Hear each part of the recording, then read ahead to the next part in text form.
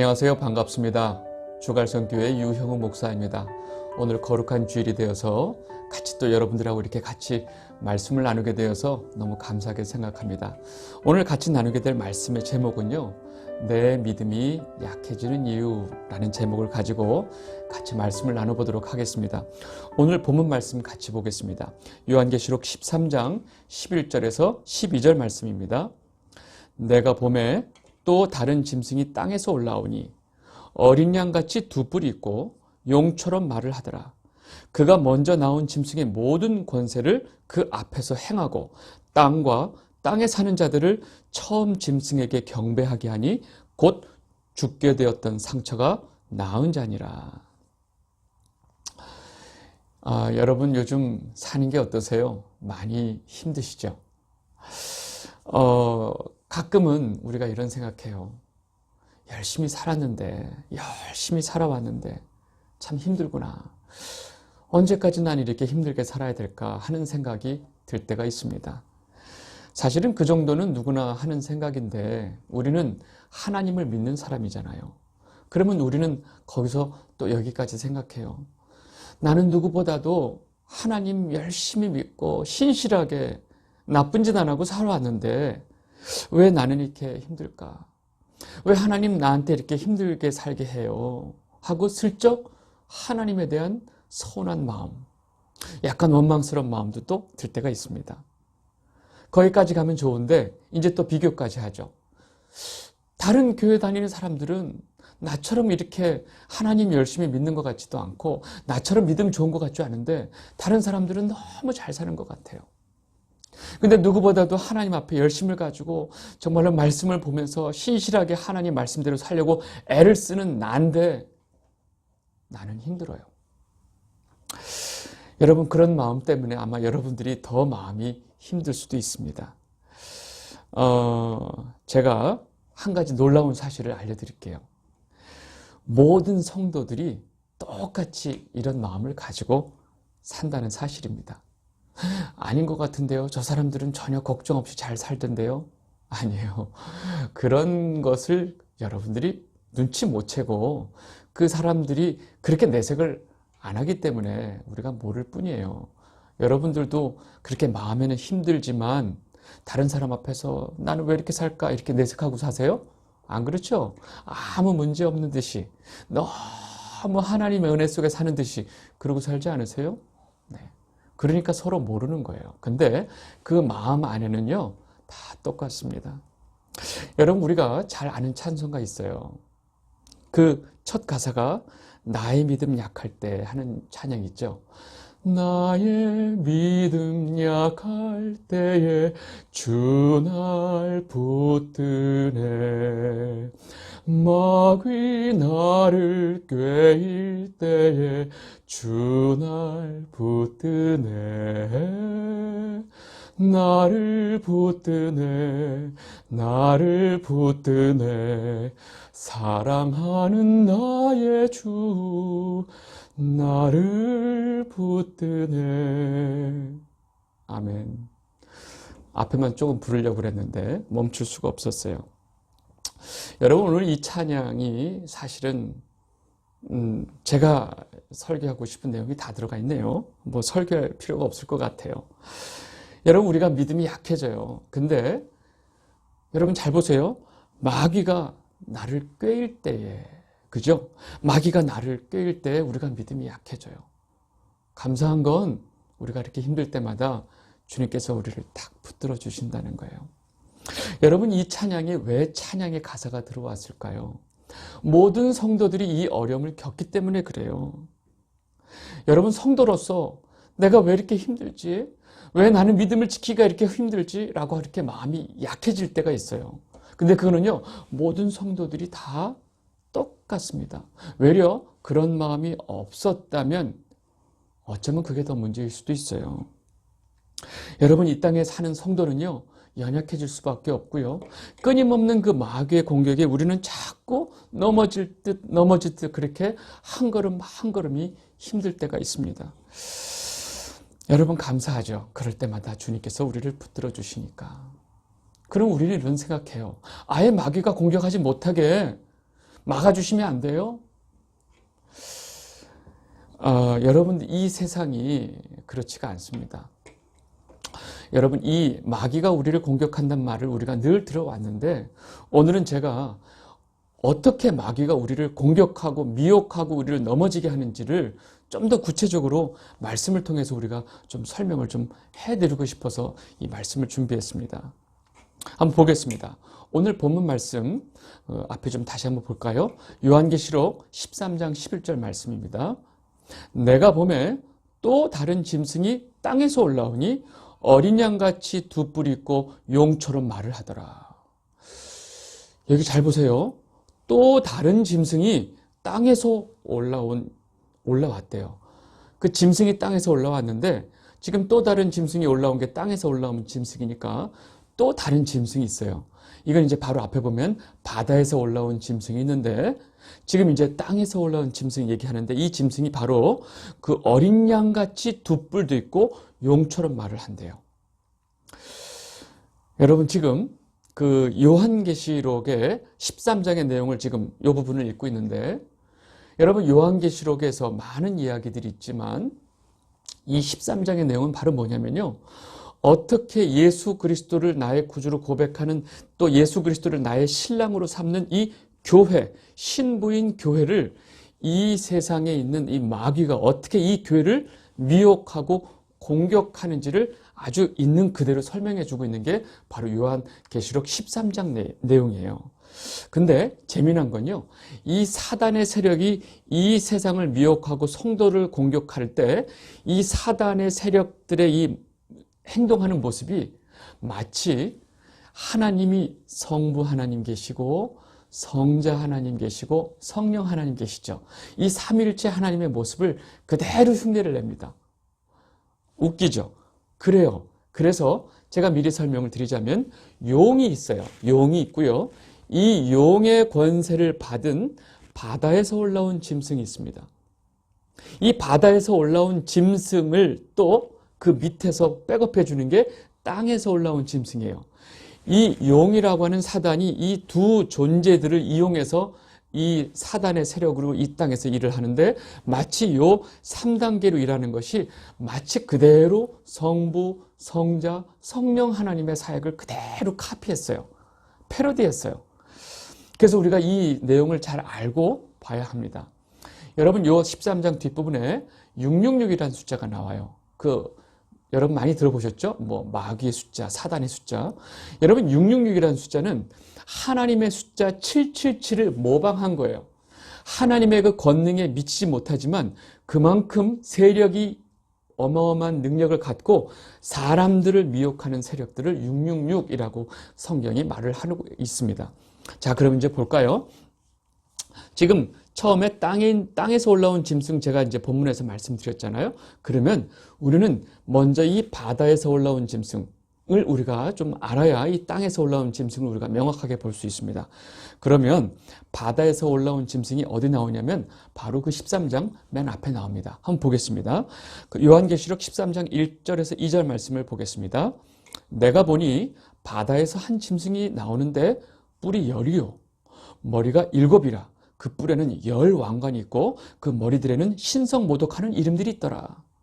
내가 본 짐승은 표범과 비슷하고 그 발은 곰의 발 같고 그 입은 사자의 입 같은데 용이 자기의 능력과 보좌와 큰 권세를 그에게 주었더라. 여러분 이제 본문 내용을 보면요. 뿔이 10이래요. 그리고 머리가 7이래요. 와, 뿔은 권세를 말하죠. 권세가 어마어마하다는 얘기예요. 머리가 7이래요. 엄청나게 지혜가 있다는 거예요.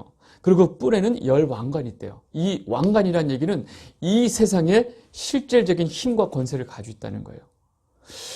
여러분 지금 이 바다에서 올라온 짐승이라고 하는 존재는 어마어마한 권세와 어마어마한 지혜와 이 세상의 권력까지 다 쥐고 있는 존재예요.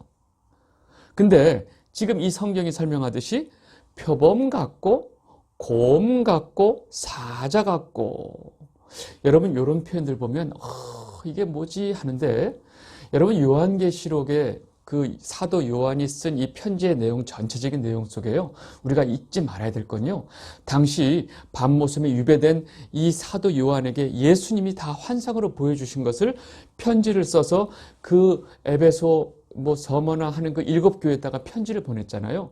당시 이 세상에 권력을 잡고 있었던 로마의 감시 아래 있었어요. 근데 이 편지의 내용을요, 전혀 구약 성경을 모르는 로마인들은 죽었다 깨나도 100번을 읽어도 이것이 무슨 뜻인지 알 수 없게 썼어요. 다시 말하면 당시 성경이었던 구약의 모든 내용들을 잘 알고 있었던 유대인들은요, 이 요한계시록의 편지를 쉽게 이해할 수 있었어요. 그래서 요한계시록을 이해하는 가장 중요한 건요, 구약의 내용을 잘 알면 아주 쉽게 이해할 수 있습니다. 지금 제가 무슨 얘기를 하려고 그러냐면, 지금 요한이 그 바다에서 올라온 짐승을 표현하는데 표범 같고 곰 같고 사자 같죠. 요거는요, 구약의 다니엘서의 내용을 그대로 인용을 한 겁니다. 다니엘서에 다니엘이 환상을 봤죠. 거기서도 환상을 보는데 이 곰이 나오고 표범 같은 나오고 또 사자 같은 이런 그런 짐승들이 나오는데, 그 짐승들이 무엇이다 라고 바로 천사가 알려줘요. 바로 무엇이냐면 당시 앞으로 일어나게 될 이 세상의 왕들이다 라고 설명을 하죠. 하면 이 바다에서 올라온 짐승은 무엇을 얘기하느냐? 바로 이 세상의 권력, 권세, 힘을 상징하는 그것을 얘기를 합니다. 다시 말해서 이 하나님을 대적하고 하나님의 백성들을 대적하는 이 세상의 모든 힘과 권력을 말을 하는 거죠. 그리고 이 힘과 권력이 이 세상을 다스리기 위해서 만들어내는 모든 사고, 또 가치관, 이념, 이러한 것들도 크게 큰 의미에서 우리가 다 볼 수가 있습니다. 자, 그렇다면 지금 이제 그 지금 바다의 짐승 말했죠? 그러면 그 땅의 짐승의 역할은 뭐냐? 바로 성경이 말을 하고 있습니다. 요한계시록 13장 12절을 보겠습니다. 그가 먼저 나온 짐승의 모든 권세를 그 앞에서 행하고 땅과 땅에 사는 자들을 처음 짐승에게 경배하게 하니 곧 죽게 되었던 상처가 나은 자니라. 여러분, 지금 이 땅에서 올라온 짐승의 역할은 바로 뭐냐면, 이 땅의 모든 사람들로 하여금 이 바다에서 올라온 짐승을 경배하게 하는 것이 바로 이 땅에서 올라온 짐승의 역할입니다. 여러분 잘 보세요. 바다에서 올라온 짐승, 이 바다 짐승은 이 세상에 엄청난 힘과 권세와 능력과 지혜를 가지고 있어요. 근데 이 바다 짐승에게 이 용이 권세를 줬죠. 근데 땅에서 올라온 짐승은요, 세상 사람들로 하여금 이 바다 짐승을 경배하게 한대요. 여러분, 이 땅에서 올라온 짐승의 정체가 뭘까요? 여러분, 요한계시록이 뒷부분에 가서 이 내용을 정확하게 설명하고 있습니다. 요한계시록 19장 20절을 보겠습니다. 짐승이 잡히고 그 앞에서 이적을 행하던 거짓 선지자도 함께 잡혔으니 이는 짐승의 표를 받고 그의 우상에게 경배하던 자들을 이적으로 미혹하던 자라. 이 둘이 산채로 유황불 붙는 못에 던지우고. 여러분, 정체가 드러났죠. 바로 이 땅에서 올라온 짐승, 땅 짐승은요, 바로 거짓 선지자입니다. 거짓 선지자들은요, 쉽게 말해서 이 땅에 있는 모든 세상 사람들 말고 하나님의 백성들조차 이 세상에 잘못된, 이 세상이 추구하는 가르침대로 살도록 가르치는 사람이다라고 보시면 돼요. 여러분 잘 생각해 보세요. 이 세상에 퍼져 있는 완연한 우리들의 사고 방식, 또 이 세상에 권세를 가지고 있고 힘을 가지고 있는 사람들이 뿌려내는 모든 사고, 가치관, 이념들, 이것들이 얼마나 강력한지 우리는 그 영향력에서 벗어날 수가 없어요. 이 세상에 살고 있는 철저한 힘의 논리가 이 세상의 그 논리죠. 네. 이것이 바다 짐승이 이 세상에게 쏟아내고 있는 그런 많은 이야기들인데요. 결국 이 세상을 지배하는 모든 권력들이 힘으로 이 세상을 지배하고 힘으로 모든 것을 다 하고 있습니다. 여러분, 우리 구체적인 삶 속에서 힘은 뭐죠? 돈이죠. 그리고 어떤 권력, 지위인데 권력까지는 우리 얘기할 거 없어도 우리는 결국은 아주 쉽게 이해하면 힘은 돈이에요, 돈. 네. 여러분 어떻게 돼요? 돈이 있어야 살죠. 그리고 돈이 많아야 힘이 생기고요. 돈이 많아야 무시당하지 않고요. 돈이 많아야 지위와 권력도 의미가 있어요. 정말 사람답게 살려면 돈이 있어야 돼요. 그리고 다른 사람한테 우리가 우리의 자존심을 세울 때 뭐가 있어야 돼요? 돈이 있어야 돼요. 이것이 바로 이 세상의 권력들이 우리에게 주고 있는 사고와 가치관, 이념이라는 거죠. 여러분 잘 생각해 보세요. 성공한 사람들의 7가지 습관, 뭐 이런 책 굉장히 예전에 유명했었죠. 그 제목이 우리한테 너무나 익숙합니다. 여러분 이 책이요 38개 언어로 1,500만 부 이상이 이 책이 팔렸다고 그래요. 그 저자는 돈을 많이 벌었겠죠? 네. 여러분 38개 언어란 얘기는 거의 전 세계 다예요. 이게 뭘 얘기하는지 아시겠어요? 전 세계 모든 사람들이 뭘 원해요? 성공을 원해요. 모든 사람들이 원하는 것은 어떻게 하면 내가 성공할까? 어떻게 하면 힘을 얻을까? 어떻게 하면 돈을 벌까?에 완전히 다 꽂혀 있는 겁니다. 여러분 지금 이 바다 짐승이 이 온 세상을 이렇게 만들고 있는데 이 바다 짐승을 누가 권세를 준다고요? 용이 이 바다 짐승에게 권세를 준다는 거예요. 그래서 여러분들 이 세상에 권력을 가진 자들은요, 바로 뒤에 누가 있냐? 용, 옛 뱀, 사단이 있는 거예요. 여러분 옛날에 왕들을 보면요, 왕들 가슴에 뭐가 있어요? 용폭. 왕이 입는 옷 가운데 큰 용이 있는 거 상상해 보세요. 왕이 앉는 그 의자에 보면 용머리가 있어요. 왕이 살고 있는 궁궐에는요, 그렇게 머리들이 다 기와장에 다 돼 있습니다. 온통 천지에 용의 모습들이 있어요. 여러분 이것은 우연이 아니에요. 그래서 이 세상의 권세를 가진 사람들이 그렇게 모든 사람들이 쫓는 그 가치관을 이 세상의 그 바다 짐승이 다 만들어내고 있는 거죠. 그러면 거짓 선지자, 즉 땅에서 올라온 짐승의 역할은 우리가 쉽게 생각하면 여러분 보세요. 이 세상이 추구하는 모든 가치관, 이 세상이 추구하는 모든 힘의 논리를 우리 성도들이 쫓게 만드는 거. 저는 사실 여러 가지가 있지만 여러분들한테는 아주 쉽게 이해하기 위해서 그냥 딱 하나만 예를 들게요. 여러분 긍정의 힘이라는 책이 있었어요. 얼마 전에 온 교회에 그 책이 막 다 퍼졌죠. 또 2편도 나왔더라고요. 네. 여러분 긍정의 힘의 책의 내용을 보면 우리가 긍정적으로 사고하면, 긍정적으로 생각하면 우리 몸에 어떤 에너지가 생성이 돼서 정말로 세상의 모든 우리가 바라고 원하는 것들을 이룰 수 있다 하는 얘기가 바로 긍정의 힘, 긍정적인 사고의 힘의 내용인데, 여러분 어쩌자고 이 교회 안에 이 긍정의 힘이 그렇게 그 책이 많이 팔렸을까요? 여러분 교회 안에 이렇게 세상의 가치관을 추구하도록 이끄는 자들, 이들이 바로 거짓 선지자, 땅에서 올라온 짐승이라는 거죠. 여러분 우리가 하나님을 믿고 예수를 믿고 하는 이 모든 것들을 바로 이 세상의 힘의 논리와 연결시켜 버리는 거예요. 우리가 신앙생활 열심히 하고 기도하고 하는 이 모든 것들이 바로 이 힘의 논리를 연결시켜 버려요. 그래서 어떻게 해요? 우리가 열심히 기도해서 어떻게 하자고요?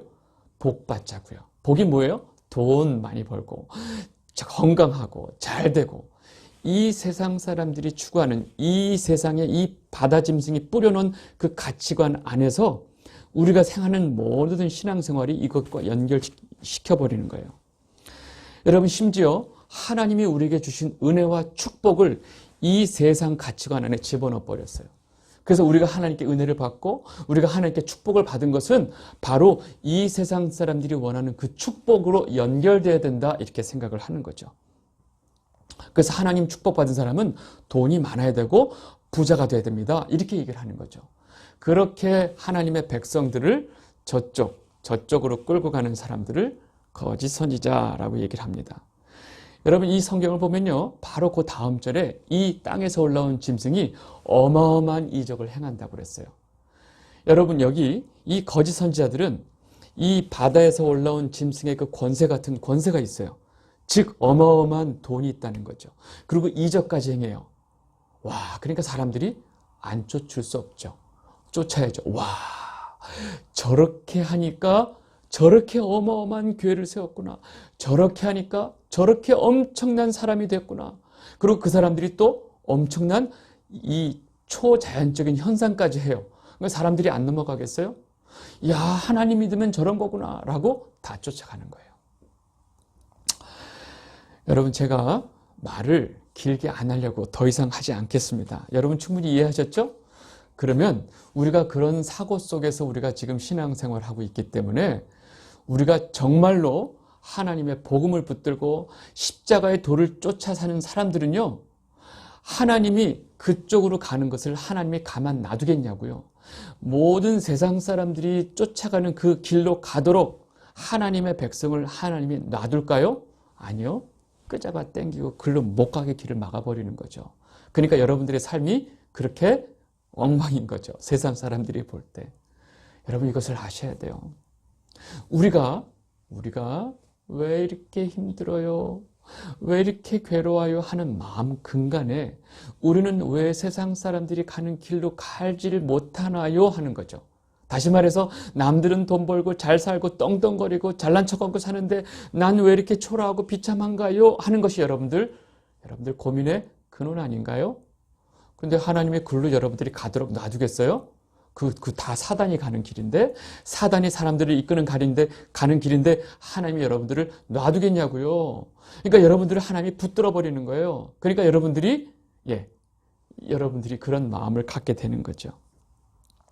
여러분 성도는요, 이 세상 사람들이 즉 그 바다에서 올라온 짐승이 뿌려놓은 그 모든 가치관을 쫓아가는 사람들이 아니에요. 이 세상 사람들이 갖고 싶어하는 삶의 목적을 우리는 갖고 있지 않아요. 그게 성도예요.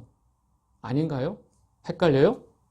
여러분 혹시 모든 하나님과 상관없는 사람들이 갖기 원하고 이루고 싶어하는 그 목적을 여러분들도 똑같이 가지고 있어요? 그러면 곤란한데요. 여러분 성도는 삶의 목적이 달라요. 네.